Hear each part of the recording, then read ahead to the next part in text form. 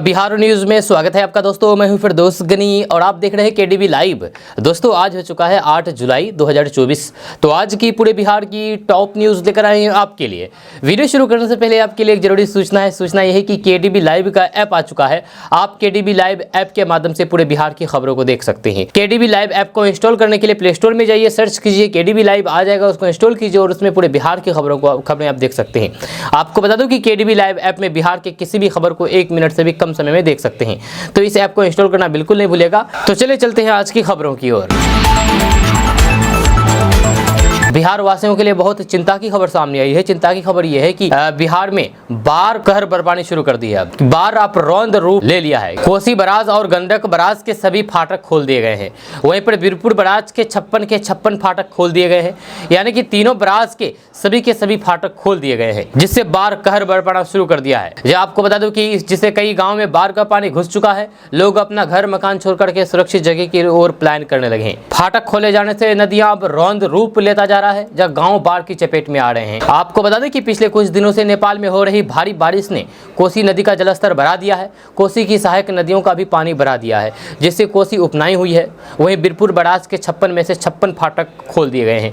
इस साल सबसे अधिक पानी यहां छोड़ा गया, जिसके कारण बराज की लाल बत्ती भी जला दी गई है। आपको बता दें कि पानी ज्यादा हो जाता है, 300 क्यूसेक से अधिक पानी हो जाती है तो लाल बत्ती जलाई जाती है, जो कि आज लाल बत्ती जला दिए गए हैं। बिहार में अपराधियों की बहार है और इन अपराधियों को संरक्षण देने वाली सरकार है। आरजेडी ने एक बार फिर से बिहार की एनडीए सरकार पर जोरदार हमला बोला है। दोस्तों, बिहार में बढ़ते अपराध को लेकर के आरजेडी के मुख्य प्रवक्ता शक्ति सिंह यादव ने कहा कि बिहार में अपराधियों की बहार है और अपराधियों को संरक्षण देने वाली सरकार है। शक्ति सिंह यादव ने आगे कहा कि भारतीय जनता पार्टी और उनके आका बताएं कि बिहार में प्रतिदिन कितना जान लेने के बाद आपको शांति मिलती है। उन्होंने कहा है कि भारतीय जनता पार्टी ने बिहार में महाजंगल राज कायम कर दिया है। शक्ति सिंह यादव ने कहा है कि आज बिहार में ये हालात है कि जो व्यक्ति सुबह निकलता है घर से, वह शाम को वापस घर नहीं लौट पाता है। जहाँ आज बिहार में भ्रष्टाचार सिर चढ़ करके बोल रहा है और फिर भ्रष्टाचार से बने पुल हर दिन जल समाधि ले रहे हैं। और ये भ्रष्टाचारियों के जो भीष्म पितामह है, उनके मुंह से कुछ बकार नहीं निकलता है। बिहार सरकार अपराध और भ्रष्टाचार दोनों के पर्याय बन चुकी है। बड़ी खबर बिहार के नवादा से सामने आई है। बिहार के नवादा में आकाशीय बिजली गिरने से 2 लोगों की जान चली गई है। जान जाने के बाद मृतक के परिजनों का रो करके बुरा हाल है। मामला रविवार का है, यानी कि कल का है। नवादा के 2 अलग-अलग स्थानों की यह घटना है। जहाँ इस घटना में एक महिला और एक पुरुष की जान गई है। वहीं पर अलग-अलग स्थान पर आकाशीय बिजली गिरने से 3 लोग जख्मी हो गए हैं। जर्रोह और पकड़ी बरवा प्रखंड में आकाशीय बिजली गिरने से 3 लोग जख्मी हुए हैं। दोस्तों, जैसे कि आपको पता है कि बिहार में डायल 112 इमरजेंसी के तहत काम कर रही है। लेकिन अब डायल 112 सिर्फ इमरजेंसी आपातकाल के लिए नहीं, बल्कि अब एनी टाइम किसी भी समय आप डायल 112 को किसी भी वक्त किसी भी चीज के लिए बुला सकते हैं। आपको बता दें कि आज की जरूरतों को देखते हुए इसे नए प्रारूप में परिवर्तित किया जा रहा है, जहां अगले 1 माह में डायल 112 का बिहार में नया रूप दिखेगा, जिसके जरिए सुरक्षित बिहार की परिकल्पना साकार होगा। दरअसल डायल 112 को बिहार के नागरिकों के लिए एकल पुलिस हेल्पलाइन के रूप में विकसित किया जा रहा है। अब बिहार वासियों को डायल 112 के माध्यम से फायर ब्रिगेड, पुलिस और एम्बुलेंस से जुड़ी हुई आपातकालीन सेवाओं के अलावे अन्य प्रकार की अधिकतम सुविधाएं मिलेगी। अब तक सड़क दुर्घटना, आग लगी और पुलिस से जुड़ी हुई सहायता के लिए ही आम लोग डायल 112 पर कॉल करते आए हैं। लेकिन अब इसके माध्यम से आप अपराधियों की भी सूचना दे सकते हैं, जहां आपकी पहचान को गोपनीयता रखते हुए अपराधियों के विरुद्ध त्वरित कार्रवाई की जाएगी। इससे बिहार में आपराधिक घटनाओं में गिरावट आएगी। जब बिहार में डायल 112 से 1800 वाहनों के माध्यम से प्रतिदिन लगभग 5000 लोगों को आपातकालीन सेवाएं दी जा रही है। इसमें फायर ब्रिगेड, एम्बुलेंस और फिर पुलिस सहायता से जुड़ी सेवाएं शामिल है। लेकिन अब इनके अलावे प्रदेशवासियों को पुलिस से जुड़ी हर प्रकार की सुविधाएं मिलेगी। एफआईआर दर्ज होने और फिर इन्वेस्टिगेशन में देरी से लेकर के जमीनी विवाद तक की भी जानकारी आप डायल 112 पर दे सकते हैं, जिसके बाद आपको त्वरित सहायता मिलेगी। आपको बता दें कि डायल 112 के जरिए औसतन 20 मिनट में लोगों को आपातकालीन सेवाएं दी जा रही है। दोस्तों बिहार में जुलाई का महीना शुरू होते ही मानसून पूरी तरीके से सक्रिय हो गया है। बिहार के 5 जिलों में आज भी बारिश को लेकर के चेतावनी जारी की गई है। मौसम विभाग के अनुसार अररिया, मधुबनी, सुपौल, कटिहार और किशनगंज में 1-2 स्थानों पर भारी बारिश के आसार है। जब दक्षिण पूर्व बिहार को छोड़ करके पटना, गया समेत अन्य जिलों में अगले 2 से 3 दिनों तक बारिश का पूर्वानुमान जारी किया गया है। जब बिहार के कई जिलों में 2-2 दिनों से लगातार हो रही बारिश के बाद लोगों की परेशानियां बढ़ गई है। जब बिहार की कई नदियां खतरे के निशान के ऊपर हो गई है। यही नहीं, बारिश के साथ साथ वज्रपात से पिछले 24 घंटे में कई लोगों की जान चली गई है। मौसम विभाग के अनुसार बिहार में मानसून को भरपूर मदद मिल रहा है। जब पूरे बिहार में रुक रुक करके बारिश हो रही है। जब रविवार को भी राज्य में यानी कि बिहार में मूसलाधार बारिश होने का आज भी पूरे बिहार में मूसलाधार बारिश होने का पूर्वानुमान जारी किया गया है। पश्चिमी चंपारण, पूर्वी चंपारण, गोपालगंज, सीतामढ़ी, शिवहर, सुपौल, अररिया, कटिहार, पूर्णिया और फिर मधेपुरा में तेज बारिश और भोजपुर, बक्सर, भभुआ, अरवल, रोहतास और औरंगाबाद को बिहार में अलर्ट जारी किया गया है। मौसम विभाग ने अगले 5 दिनों तक भारी बारिश को लेकर के पूर्वानुमान जारी किया है। इसको लेकर के येलो और ऑरेंज अलर्ट जारी किया है। जैसे 7 जून तक पूरे बिहार में झमाझम बारिश होगी। पूर्वी चंपारण, गोपालगंज और कोसी सीमांचल के कुछ हिस्सों में अति से अति भारी बारिश की संभावना है। 8 से 9 जून को पश्चिमी चंपारण, कैमूर और रोहतास में बारिश हो सकती है। 9 से 10 जून के बीच सुपौल, अररिया, किशनगंज, मधेपुरा, पूर्णिया, कटिहार, भागलपुर में भारी बारिश की संभावना है। अन्य जिलों में हल्की मध्यम दर्जे की बारिश होगी। रुपौली विधानसभा उपचुनाव को लेकर के हो हल्ला लगातार जारी है। आपको बता दें कि रुपौली विधानसभा उपचुनाव को लेकर के बिहार के मुख्यमंत्री नीतीश कुमार की प्रतिष्ठा दांव पर लगी है, जिसको लेकर के बिहार के मुख्यमंत्री नीतीश कुमार ने अपनी पूरी की पूरी ताकत झोंक दी है। रुपौली में जदयू हर हाल में तीर को निशाने पर लगाना चाहती है, क्योंकि ये पूर्णिया लोकसभा में मिली हार के बाद सीएम नीतीश कुमार के लिटमस टेस्ट के रूप में देखा जा रहा है। यह दरअसल रुपौली विधानसभा सीट पर उपचुनाव जेडीयू बीमा भारती के इस्तीफे के बाद हो रहा है। जदयू ने कलांधर मंडल को टिकट दिया है, जबकि आरजेडी ने बीमा भारती पर भरोसा जताया है। ऐसे में पूर्णिया लोकसभा सीट की लड़ाई हार चुकी 5 बार की विधायक बीमा भारती अब फिर से रुपौली में लालटेन जलाकर के अपने सियासी अस्तित्व को बचाने में लगी हुई है। इसके लिए बीमा भारती ने उसी पप्पू यादव से मदद मांगी है, जिसके खिलाफ कुछ दिनों पहले ही लोकसभा चुनाव में बीमा भारती ने आक्रामक तेवर अपनाया हुआ था।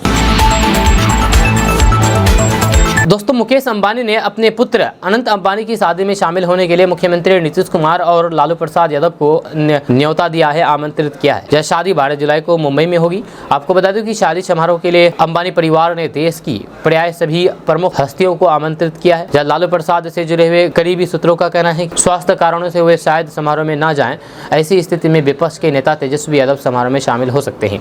पारंपरिक हिंदू वैदिक रीति रिवाज का पालन करते हुए शादी के उत्सव की योजना बनाई गई है। यह शादी का कार्यक्रम शुक्रवार 12 जुलाई को होगा।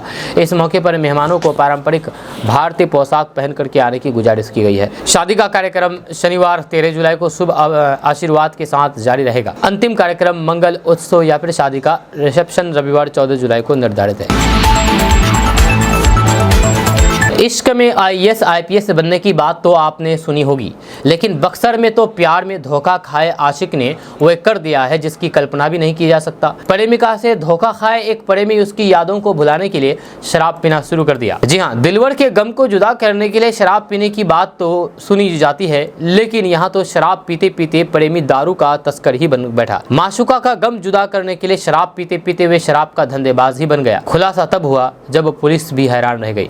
जब बक्सर में पुलिस कप्तान के निर्देश पर जिले भर में शराब तस्करों को लेकर के पुलिस सघन जांच अभियान चला रही है। इसी क्रम में नगर थाना क्षेत्र यमुना चौक के समीप से कुल 36 पीस बियर के साथ नगर थाना पुलिस के टाइगर मोबाइल ने एक तस्कर को बियर के साथ गिरफ्तार किया है। आपको बता दें कि नगर थाना अध्यक्ष संजय सिन्हा ने बताया है कि शनिवार को यमुना चौक के पास समीप नगर थाना पुलिस के टाइगर मोबाइल के जवानों के द्वारा वाहन जांच के दौरान यमुना चौक के समीप एक युवक जवानों को देख करके बाइक मुड़ा करके भागने लगा।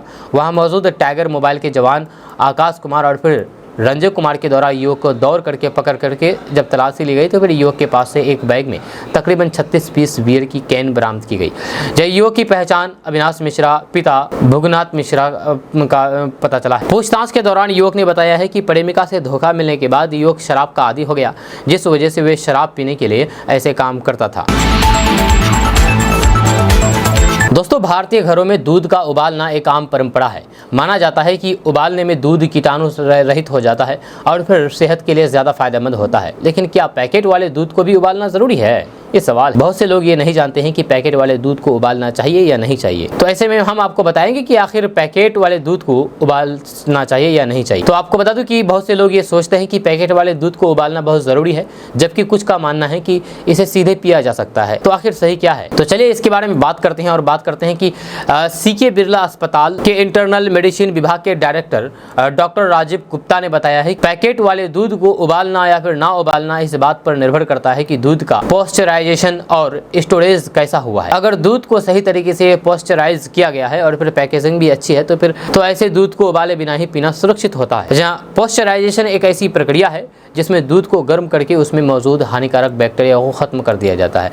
इससे दूध की क्वालिटी बनी रहती है और फिर दूध को लंबे समय तक स्टोर किया जा सकता है। वहीं पर यह याद रखना जरूरी है कि कच्चे दूध का सेवन खतरनाक हो सकता है। कच्चे दूध में कई तरह के बैक्टीरिया हो सकते हैं जो कि बीमार कर सकते हैं, इसीलिए कच्चे दूध को हमेशा उबालना चाहिए। वहीं पर अब बात करते हैं कि आखिर दूध को कब उबालना चाहिए, पैकेट वाले दूध को कब उबालना चाहिए। तो आपको बता दें कि डॉक्टर राजीव गुप्ता कहते हैं कि भले ही पैकेट वाला दूध पॉस्चराइज हो, कुछ स्थितियों में इसे उबालना ज्यादा सुरक्षित हो सकता है, क्योंकि कहा जाता है कि अगर पैकेट वाले दूध के स्टोरेज या फिर ट्रांसपोर्टेशन की स्थिति को लेकर के संदेह है तो फिर उबालना एक एक्स्ट्रा सुरक्षा सावधानी हो सकती है।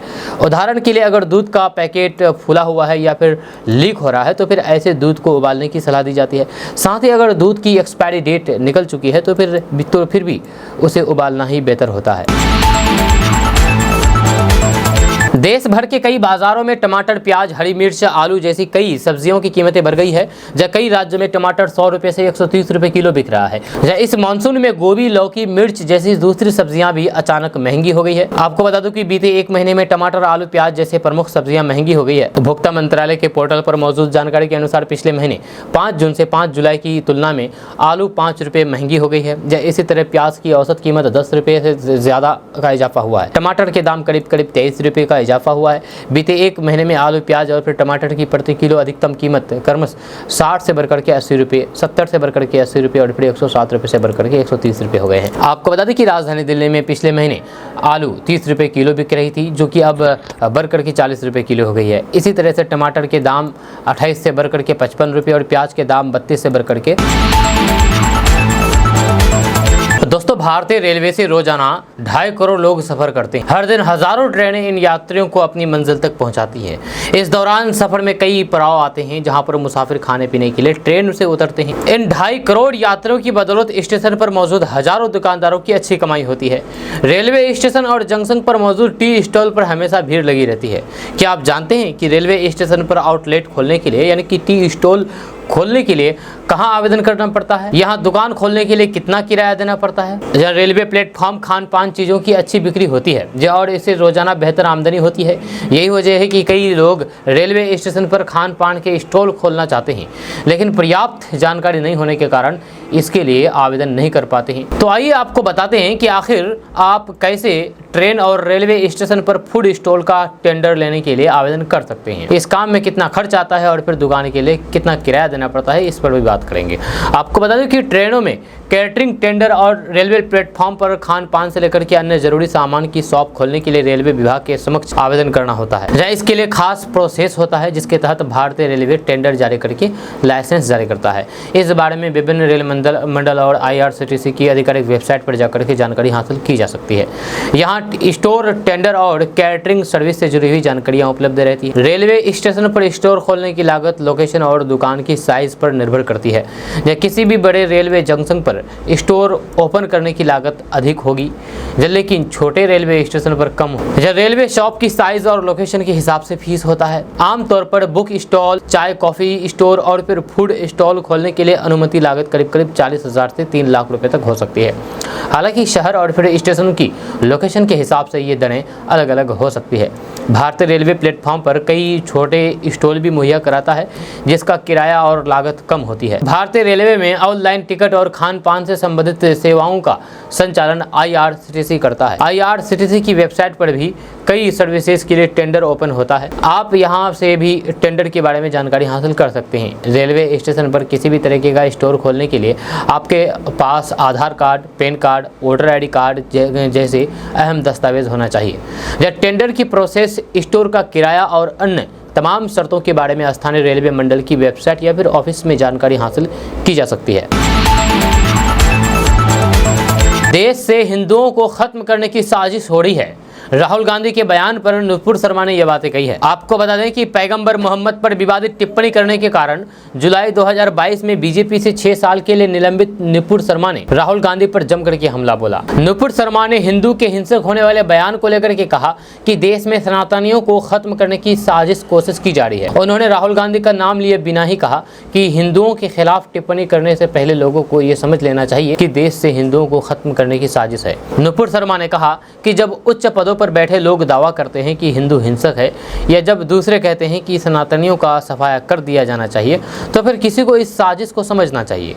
नुपुर शर्मा ने इस दौरान अपने उस विवादित बयान के बारे में भी बात की है जिसकी वजह से वे पार्टी से निलंबित है। नुपुर शर्मा ने आश्चर्य जताया है कि हिंदू बेटी को इतनी कड़ी सुरक्षा में क्यों रहना पड़ता है। उन्होंने कहा है कि अगर ऐसी साजिश नहीं होती तो फिर एक हिंदू बेटी को अपने ही देश में इतनी कड़ी सुरक्षा में नहीं रहना पड़ता। अगर आप बिहार के रहने वाले हैं तो आपके लिए ये अच्छी खबर है। अच्छी खबर यह है कि प्रशांत किशोर ने बहुत बड़ा ऐलान कर दिया है। प्रशांत किशोर ने कहा कि अगर हमारी सरकार बनती है 2025 में तो हम बेरोजगारों को पैसे देंगे और पैसे 1-2 हज़ार नहीं, हम आपको बताएंगे कि कितने पैसे दिया जाएगा। आपको बता दें कि बेरोजगारी देश का एक ऐसा मुद्दा है जिसे छूना मतलब आबादी में युवाओं के नब्ज को छूने के बराबर है। यह एक ऐसा वीक पॉइंट जिसका फायदा हर पार्टी अपने अपने हिसाब से उठाती रहती है। जहाँ राजनेताओं के लिए बेरोजगारी एक ऐसी सब्जी है जिसे वे चुनाव के सीजन में ही पकाते हैं। अगर बात करें बिहार की तो फिर यहाँ पर युवाओं के लिए बेरोजगारी सबसे बड़ी परेशानी है। अब एक बार फिर से ये मामला उठने लगा है। चलिए बताते हैं ऐसा क्यों। दरअसल बिहार विधानसभा चुनाव का बिगुल बज चुका है। जन स्वराज अभियान के सूत्रधार प्रशांत किशोर पहले ही बिहार में विधानसभा चुनाव लड़ने का ऐलान कर चुके हैं। वे बिहार के कोने कोने में जाकर के लोगों से मिल रहे हैं और उन्हें अपने इरादे से अवगत करा रहे हैं। इस बीच प्रशांत किशोर ने बिहार से पलायन करने वाले युवाओं के लिए कुछ ऐसा ऐलान कर दिया है जो चर्चा का विषय बना हुआ है। प्रशांत किशोर के अनुसार वे बिहार से नौकरी के लिए पलायन करने वाले युवाओं को यहीं पर रोजगार देंगे। प्रशांत किशोर जब अररिया दौरे पर गए तो फिर वहां उन्होंने बताया है कि कैसे वे बिहार में रोजगार लेकर आए हैं। उन्होंने बिहार के विकास रोड मैप के बारे में बात की है। प्रशांत किशोर ने अररिया में लोगों को संबोधित करते हुए कहा कि हम अगर सरकार में आ जाते हैं, सरकार हमारी बन जाती है तो बिहार में नाला, रोड, सड़क, पुल पुलिया का काम हो या ना हो, लेकिन ये काम जरूर होगा। वो ये होगा कि आपके बच्चे जो बाहर में जाकर के खटते हैं, दूसरे प्रदेश में जाकर के नौकरी करते हैं, उसको यहीं पर बिहार में अपने ही घर के पास नौकरी दिलाया जाएगा, रोजगार दिलाया जाएगा। कम से कम 12,000 रुपए की नौकरी वो कर सकते हैं अपने जिला में रह करके, उसको बाहर जाने की जरूरत नहीं है। ये काम हम करेंगे, ये कहना है प्रशांत किशोर का। साथ ही प्रशांत किशोर ने कहा है कि 65 साल से ऊपर के बुजुर्गों को 2,000 रुपए पेंशन दिया जाएगा। बिहार में करीब 50,000 करोड़ की सड़क परियोजनाओं पर संकट के बादल छाए गए हैं। वन विभाग की एक बड़ी शर्त सरकार के लिए परेशानी का सबब बन गई है। बिहार में सड़क में वन भूमि के उपयोग के बदले गैर वन भूमि देने की सरकार की शर्त गले की हड्डी बनती जा रही है। इस शर्त के कारण राजमार्ग निर्माण की रास्ते पर रफ्तार पर ब्रेक लग गई है। दरअसल बिहार में केंद्र सरकार के नए नियम के कारण सड़कों के निर्माण में परेशानी सामने आ रही है। जब पुराने नियम के मुताबिक सड़क निर्माण में जितने पेड़ों की कटाई होती थी उससे दोगुने पेड़ लगाने के लिए सरकार को वन विभाग को पैसे देने पड़ते थे। लेकिन पिछले साल केंद्र सरकार की वन मंत्रालय ने इसमें एक नई शर्त जोड़ दी है। जब पेड़ लगाने के पैसे और फिर नगद राशि के साथ साथ ये भी प्रावधान किया गया है कि सड़कों के निर्माण में जितनी वन भूमि का इस्तेमाल होगा उतनी जमीन सरकार को वन विभाग को उपलब्ध कराना होगा ताकि उस भूमि में वन को विकसित किया जा सके। जब वन मंत्रालय की इस शर्त का बिहार सरकार ने पहले ही विरोध जताया था और इसे किसी भी सूरत में सही करार नहीं दिया था। जब राज्य सरकार का स्पष्ट कहना था कि बिहार में इस नियम का अगर पालन नहीं किया गया तो फिर सड़कों का निर्माण नहीं हो सकेगा।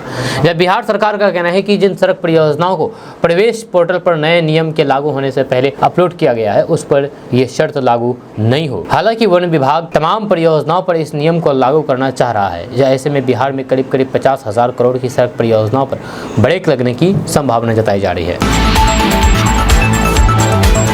बिहार के मुख्यमंत्री नीतीश कुमार ने एक बहुत बड़ा ऐलान कर दिया है। नीतीश कुमार ने कहा है कि विधानसभा चुनाव से पहले 12 लाख सरकारी नौकरियां देंगे। जी हां, मुख्यमंत्री नीतीश कुमार ने कहा है कि बिहार में आगामी विधानसभा चुनाव से पहले यानी कि साल 2025 के बिहार विधानसभा चुनाव से पहले 12 लाख से ज्यादा लोगों को सरकारी नौकरी दे दी जाएगी। सरकार ने वादा 10 लाख का किया था, जबकि मौजूदा कार्यकाल पूरा होते होते 12,33,000 सरकारी नौकरियां दे दी जाएगी। सीएम नीतीश कुमार ने शनिवार को रुपौली में उपचुनाव को लेकर के जेडीयू प्रत्याशी कलांधर मंडल के समर्थन में जनसभा की। इस दौरान दौरान मंच से उन्होंने दावा किया है कि सरकार ने बिहार 22,48,000 रोजगार देने का लक्ष्य पूरा किया है। सीएम नीतीश कुमार ने अपने संबोधन में कहा कि राज्य सरकार यानी कि बिहार सरकार द्वारा 10 लाख लोगों को सरकारी नौकरी देने के वादे को भी 2025 के कार्यकाल में पहले पूरा किया जाएगा।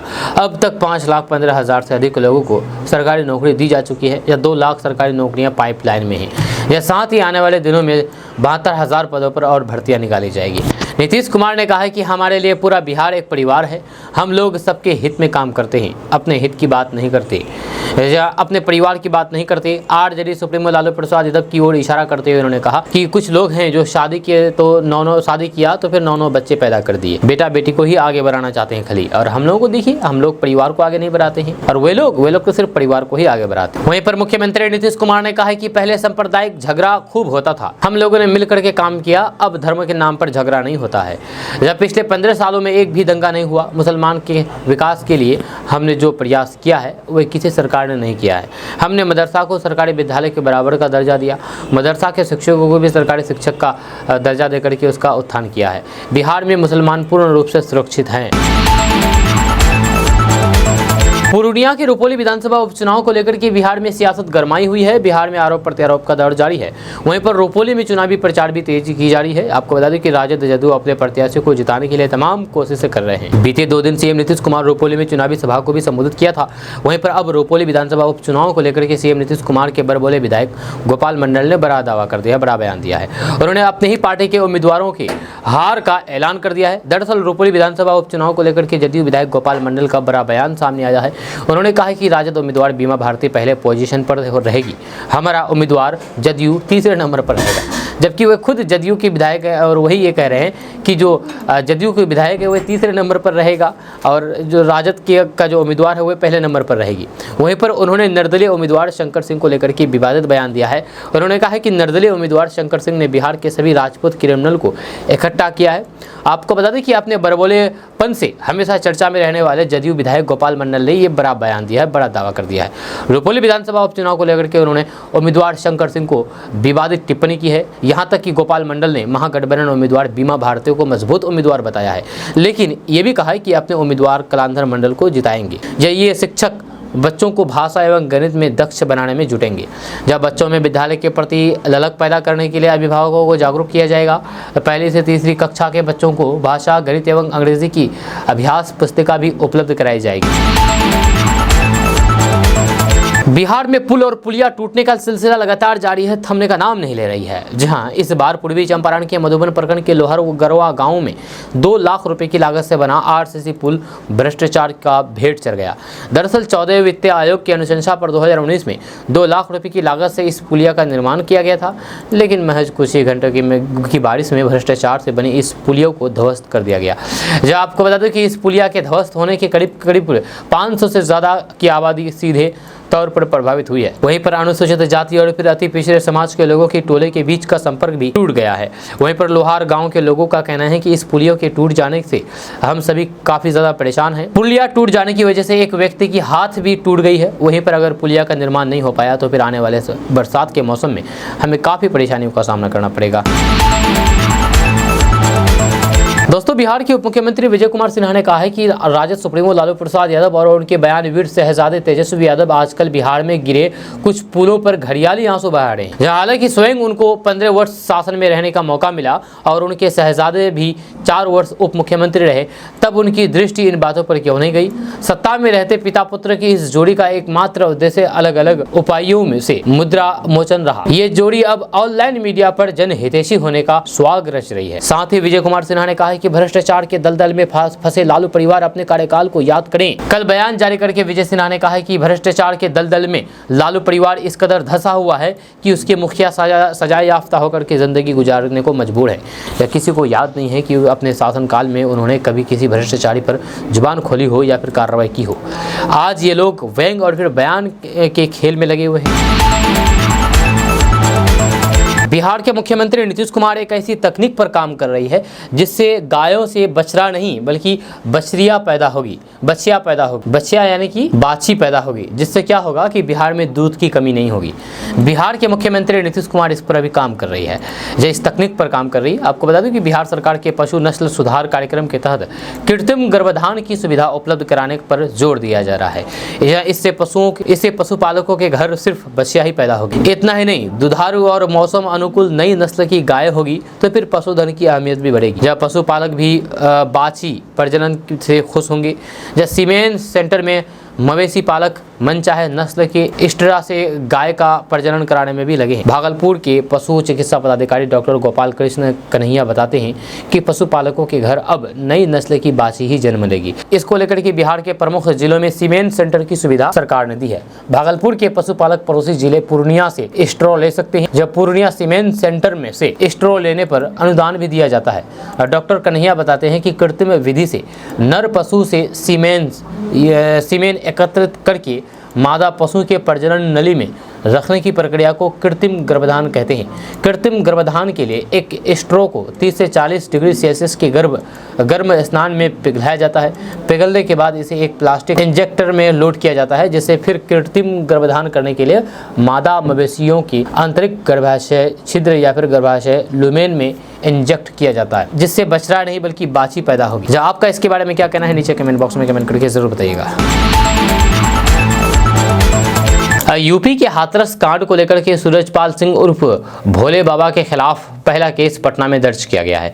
पटना के सिविल कोर्ट में सूरजपाल सिंह के खिलाफ बीजेपी नेता कृष्ण कुमार सिंह कल्लू ने केस दर्ज कराया है। सिविल कोर्ट के वकील रवि रंजन दीक्षित ने कहा कि हाथरस हादसे में 123 लोगों की जान गई है। इसको लेकर के पहला केस पटना सिविल कोर्ट में दर्ज हुआ है। इसका केस नंबर 8438/24 और फाइलिंग नंबर 97/95। यह केस निचली अदालत में भारतीय न्याय संहिता सेक्शन 109, 114, 115, 303, 304 के तहत फाइल किया गया है। यह केस दर्ज होने के बाद गवाही होगी और फिर जब तक सजा नहीं होगी कोर्ट में मामला चलता रहेगा। खबर पटना से सामने आई है। आपको बता दें कि पटना के नदी थाना क्षेत्र के सबलपुर के पास हथियार के बल पर कारोबारी से 1 लाख रुपए की लूट हुई है। नकाब पोस्ट 3 अपराधियों ने वारदात को अंजाम दिया है। दहशत फैलाने के लिए फायरिंग भी की है। लूट का सीसीटीवी फुटेज भी सामने आ गया है, जिसमें एक ही बाइक पर तीनों अपराधी भागते हुए दिख रहा है। कारोबारी ने बताया है कि शनिवार को कच्ची दरगाह से कलेक्शन करके 1 लाख रुपए अपने बैग में रखा हुआ था। माल सलामी जाने के लिए एक ऑटो पर बैठ गया। सबलपुर के पास बाइक सवार 3 अपराधी हथियारबंद अपराधियों ने ओवरटेक करके ऑटो को रोक दिया। पिस्तौल सड़ा करके रुपए से भरा बैग छीन करके फरार हो गए। खबर कटिहार से सामने आई है। कटिहार के महानंदा नदी में जलस्तर बढ़ने से लगातार भीषण कटाव हो रहा है। जिले के अहमदाबाद प्रखंड क्षेत्र के अंतर्गत लखनपुर पंचायत के बेलगछी गांव में तेजी से हो रही कटाव के कारण लोगों की परेशानी बढ़ती जा रही है। ग्रामीणों ने कहा कि कटाव का दंश हर साल की तरह इस साल भी झेलना पड़ रहा है। जिले के पिछले कई सालों से हो रहे भीषण कटाव के कारण सैकड़ों परिवार का घर महानंदा नदी में समा चुका है, जहाँ वहीं पर कई परिवार अपने आशियाने को तोड़ करके दूसरी जगह पलायन करने पर मजबूर है। हालांकि आज भी कई ऐसे ग्रामीण है जिनके पास ना तो घर बनाने की जगह है और ना ही सामान रखने की जगह है। वहीं पर भीषण कटाव से परेशान ग्रामीणों ने कहा कि हम लोगों के पास जमीन नहीं है, घर बनाने के लिए हम लोग अब जाए तो जाए कहाँ। जब ग्रामीण कहते हैं कि अब हम लोगों का क्या होगा, सरकार कटाव को लेकर के कुछ करती नहीं है, कोई ठोस कदम जरूर उठाना चाहिए। वहीं पर स्थानीय लोग कटाव को रोकने पर लगे हुए हैं। दोस्तों मानसून ने रफ्तार पकड़ ली है। जी हाँ, आपको बता दें कि मानसून ने बिहार में रफ्तार काफी ज्यादा पकड़े हुए हैं, जिसकी वजह से बिहार की नदियों का जलस्तर भी बढ़ने लगा है और खतरे के निशान को पार कर गई है। यही नहीं, 24 घंटे में आकाश से बिजली गिरने की वजह से 11 लोगों की जान चली गई है। आपको बता दें कि मानसून की रफ्तार पकड़ते ही बिहार में एक ओर झमाझम बारिश हो रही है तो दूसरी ओर बिहार की नदियों का जलस्तर तेजी से बढ़ने लगा है। अधिकारियों ने बताया है कि पिछले 24 घंटे में हुई मूसलाधार बारिश के कारण बिहार में कई स्थानों पर विभिन्न नदियों का जलस्तर बढ़ने लगा है। जल संसाधन विभाग द्वारा जारी न्यूनतम वर्षा बुलेटिन के अनुसार 4 जुलाई से बांका, बेगूसराय, भागलपुर, भोजपुर, बक्सर, गया, जहानाबाद, कैमूर, कटिहार, खगड़िया, मुंगेर, नालंदा, पटना, नवादा, पूर्णिया, सारण, शेखपुरा, सिवान और वैशाली सहित कई जिलों में हल्की से मध्यम दर्जे की बारिश दर्ज की गई है। उन्होंने बताया है कि पूर्वी चंपारण, पश्चिमी चंपारण जिलों में निचले इलाकों में रहने वाले लोगों को जिला प्रशासन द्वारा सुरक्षित स्थानों पर पहुंचाया गया है। अधिकारियों ने बताया है कि राज्य यानी कि बिहार के कुछ जिलों में लगातार बारिश के कारण नदियां और फिर नाले उफान पर है। जलस्तर बढ़ने से कई बांधों में जलस्तर भी बढ़ गया है। आईएएस अधिकारी एस सिद्धार्थ जब से शिक्षा विभाग के अपर मुख्य सचिव बने हैं तब से वे के पाठक की तरह ही सुर्खियों में बने हुए हैं। जहां आए दिन वे स्कूलों में आवश्यक निरीक्षण करने के लिए पहुंच जाते हैं, कभी भी किसी भी स्कूल में। यही नहीं, सड़क पर ही निरीक्षण करने लग जाते हैं। जहां जब बच्चे स्कूल जाते हैं या फिर स्कूल से घर जाते हैं तो फिर बच्चों को रोक करके पूछा जाता है कि क्या पढ़ाया गया है, कैसे पढ़ाया गया है, क्या व्यवस्था है स्कूल में। और उनकी यही नहीं, उनके कॉपी भी देखने लग जाते हैं कि क्या पढ़ाया है आज टीचरों ने। ये एस सिद्धार्थ का अपना स्टाइल है। कहीं पर स्कूली बच्चे नजर आ जाते हैं तो उससे बात करने लग जाते हैं और फिर स्कूल में होने वाली पढ़ाई का फीडबैक लेने लगते हैं, या पूछने लगते हैं कि स्कूल में किस तरीके की कोई समस्या तो नहीं है। जैसे शिक्षा विभाग के अपर मुख्य सचिव लगातार शिक्षण करते देखे जा रहे हैं। जन निरीक्षण का वीडियो भी सोशल मीडिया पर खूब वायरल हो रहे हैं। इस बार वे पटना में राजभवन के पास ई रिक्शा से स्कूल जाते हुए कुछ छात्रों पर उनकी नजर पड़ी तो फिर उनके पास पहुंच गए और उनसे पूछताछ करने लगे कि कितने बजे स्कूल है। छात्रों ने कहा कि 9 बजे। उन्होंने लेट होने की वजह भी जानने की कोशिश की तो ई रिक्शा में बैठी छात्रों उन्हें नहीं पहचान पाई। ई रिक्शा का ड्राइवर उस वक्त अपनी गाड़ी में नहीं था, सिर्फ छात्राएं दिख रही थी। तब उन्होंने पूछा है कि ई रिक्शा वाला कहाँ गया। वे भी ड्राइवर को खोजने लगते हैं। जब तभी थोड़ी देर बाद ई रिक्शा वाला ड्राइवर पहुंच जाता है जो एस सिद्धार्थ को पहचान जाता है। ई रिक्शा वाले की नजर एस सिद्धार्थ पर जैसे ही गई वह नमस्ते करने लगा। तब एस सिद्धार्थ उनसे पूछने लगते हैं कि बच्चों को स्कूल जाना है, देरी क्यों हो रही है, देरी क्यों कर रहे हो। दरअसल स्कूल की टाइमिंग 9:30 बजे है और फिर बच्चे 9:45 पर रोड पर ही थे। एस सिद्धार्थ ने सरकारी स्कूलों के प्रिंसिपल को पहले ही आदेश दे रखा है कि स्कूल में समय की पाबंदी से रखी जाए और पाबंदी पर टीचर और बच्चे आए, पाबंदी पर टीचर और बच्चे जाएं। लंबे समय से पूर्णिया और सीमांचल के लोगों को सबसे बड़ी डिमांड पूर्णिया एयरपोर्ट के निर्माण की कवायद तेज हो गई है। अब जल्द ही पूर्णिया एयरपोर्ट का इंतजार कर रहे लोगों को गुड न्यूज मिलने वाला है। दरअसल अब पूर्णिया एयरपोर्ट जल्द ही निर्माण कार्य शुरू हो सकता है। पूर्णिया एयरपोर्ट जल्द ही अब बन सकता है। इसको लेकर के पूर्णिया के समाहरणालय में डीएम कुंदन कुमार के साथ एयरपोर्ट अथॉरिटी ऑफ इंडिया के GM architecture Shantanu Phalikar, AI Patna के डायरेक्टर अंचल प्रकाश, एयरफोर्स के wing commander VK Jha, SP Upendra Verma और फिर अधिकारियों के साथ बैठक हुई। इस बैठक में कई महत्वपूर्ण बिंदुओं पर चर्चा हुई। जमीन अधिग्रहण से लेकर के एयरपोर्ट निर्माण और फिर उसके प्रारूप स्वरूप पर लंबी चर्चा हुई। डीएम कुंदन कुमार ने कहा है कि पूर्णिया एयरपोर्ट के निर्माण के संबंध में बैठक की गई है। 20 दिन पहले एयरपोर्ट अथॉरिटी ऑफ इंडिया के जीएम आर्किटेक्ट शांतु फालिकर तथा डायरेक्टर पटना एयरपोर्ट के साथ हुई वर्चुअल बैठक में 4 जुलाई को सभी संबंधित स्टेक होल्डर के साथ बैठक करने का निर्णय लिया गया था। बैठक के दौरान जिला पदाधिकारी द्वारा एयरपोर्ट अथॉरिटी ऑफ इंडिया के पदाधिकारियों को बताया है कि एयरपोर्ट अथॉरिटी ऑफ इंडिया को आवश्यकता अनुसार भूमि का अधिग्रहण कर लिया गया है। जीएम आर्किटेक्ट एआई ने बताया है कि बड़े एयरपोर्ट के तर्ज पर पूर्णिया एयरपोर्ट में अपूर्ण terminal building, cargo complex, AC chiller plant, STP, water and fiber tank, electric sub station, aviation fuel farm, admin office, commercial plaza, surface parking आदि की सुविधाएं उपलब्ध रहेंगी। पूर्णिया एयरपोर्ट पर यात्रियों के लिए सभी सुविधाओं का ध्यान रखते हुए प्लान किया गया है। जीएम आर्किटेक्ट एआई के अनुसार पूर्णिया एयरपोर्ट के लिए आर्किटेक्ट के चयन के लिए टेंडर की प्रक्रिया पूर्ण करके आर्किटेक्ट का चयन कर लिया गया है और फिर चयन आर्किटेक्ट के द्वारा पूरे एयरपोर्ट के डिजाइन का कार्य शुरू कर दिया गया है। इसके लिए जिला प्रशासन द्वारा लैटिट्यूड, लॉन्गिट्यूड एवं अन्य डाटा उपलब्ध कराया गया है। आपको बता दें कि पूर्णिया एयरपोर्ट के निर्माण होने से आसपास के जिलों जैसे पूर्णिया, अररिया, कटिहार, किशनगंज, मधेपुरा, खगड़िया, भागलपुर, साहेबगंज समेत अन्य जिलों के लोगों को फायदा मिलेगा। यह पूर्णिया एयरपोर्ट के निर्माण होने से आसपास के एयरपोर्ट गुवाहाटी, दरभंगा, पटना, गया, रांची, देवघर, अगरतला शहर समेत शहरों में बेहतर कनेक्टिविटी भी उपलब्ध होगी। आपको बता दें कि उड़ान योजना फेज 1 के तहत 2015 में ही प्रधानमंत्री नरेंद्र मोदी ने पूर्णिया से हवाई सेवा शुरू करने की घोषणा की थी। इसके बाद जमीन अधिग्रहण की लंबी प्रक्रिया चली। हालांकि कोर्ट के निर्देश के बाद 52 एकड़ जमीन अधिग्रहण करके एयरपोर्ट अथॉरिटी ऑफ इंडिया को सौंप दिया गया। इसके बाद एयरपोर्ट अथॉरिटी ऑफ इंडिया की ओर से 15 एकड़ और फिर जमीन के अलावा 4 लेन कनेक्टिविटी की मांग की गई है, जिसको लेकर के अभी तक मामला अटका हुआ है। वहीं पर एयरपोर्ट के निर्माण को लेकर के पूर्णिया के हर वर्ग के लोग पिछले 3 सालों से लगातार आंदोलन करते आ रहे हैं। खास करके एयरपोर्ट फॉर पूर्णिया और फिर सिविल सोसाइटी की ओर से लगातार आंदोलन चलाया जा रहा है। इसको लेकर के कई बार मुख्यमंत्री नीतीश कुमार से लेकर के कई बड़े नेताओं ने भी आश्वासन दिया था। पूर्व डीएम राहुल कुमार और फिर वर्तमान डीएम कुंदन कुमार की पहल रंग लाने लगी है। देखना है कि कब तक निर्माण कार्य शुरू होगा। इस एयरपोर्ट के निर्माण से सीमांचल के अलावा पूर्व नेपाल, बंगाल के करोड़ों लोगों को भी फायदा मिलेगा।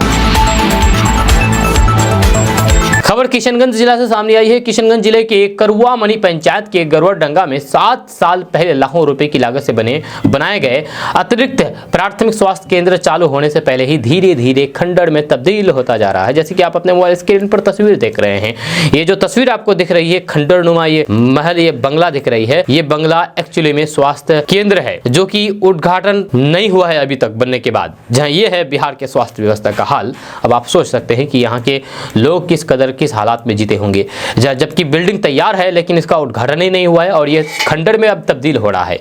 यहाँ हालात ऐसे है कि आज तक अस्पताल भवन तक पहुंचने के लिए सड़क भी नहीं बन पाया। बारिश का पानी परिसर में 3 से 4 फीट तक जमा हो गया, जबकि बूढ़ी कनकी नदी के कछाड़ में अस्पताल का निर्माण करा लेने से नदी पिछले कुछ वर्षों से कटाव करते हुए नजदीक तक पहुंच गया है। स्थानीय लोगों के माने तो हर साल नदी अस्पताल की तरफ तेजी से कटाव करती है। जल्द अस्पताल भवन को बचाने का प्रयास नहीं किया गया तो फिर आने वाले समय में नदी से कटाव का खतरा बढ़ सकता है। आपका इसके बारे में क्या कहना है, नीचे कमेंट बॉक्स में कमेंट करके जरूर बताइएगा। दोस्तों आज का न्यूज़ बस यहाँ तक। कैसा लगा आपको नीचे कमेंट बॉक्स में कमेंट करके जरूर बताइएगा। जाने से पहले आपके लिए खुशखबरी है। खुशखबरी ये है कि केडीबी लाइव का ऐप आ चुका है। आप केडीबी लाइव ऐप के माध्यम से पूरे बिहार की खबरों को देख सकते हैं। केडीबी लाइव ऐप में बिहार की और तमाम तरह खबरें दी जाती है जो आपसे काम के जुड़ी हुई होती है। आपको बता दें कि बिहार की सभी खबर, किसी भी खबर को 1 मिनट से भी कम समय में केडीबी लाइव ऐप में दिया जाता है। तो ऐसे में अगर आप बिहार न्यूज़ से इंटरेस्ट रखते हैं तो आप केडीबी लाइव ऐप को इंस्टॉल कर सकते हैं। इस ऐप में आप खबर देखने के साथ साथ खुद से भी खबर को पोस्ट कर सकते हैं। इस ऐप को इंस्टॉल करने के लिए आप जाइए प्ले स्टोर पर, सर्च कीजिए केडीबी लाइव, आ जाएगा, उसको इंस्टॉल कीजिए और पूरे बिहार की खबरों को देखिए। इस ऐप में बिहार के किसी भी खबर को 1 मिनट से कम समय में खबर दिया जाता है, जिससे आपकी समय की बचत होती है। कहते हैं कि टाइम इज मनी, यानी कि समय ही पैसा है। तो ऐसे में अगर आप भी अपने टाइम की कदर समझते हैं तो आप इस ऐप को इंस्टॉल कर सकते हैं। इस ऐप को इंस्टॉल करने के लिए आप प्ले स्टोर में जाइए, सर्च कीजिए केडीबी लाइव, आ जाएगा, उसको इंस्टॉल कीजिए और पूरे बिहार की खबरों को देखिए। मिलते हैं नेक्स्ट वीडियो के साथ, तब तक के लिए जय हिंद, जय बिहार।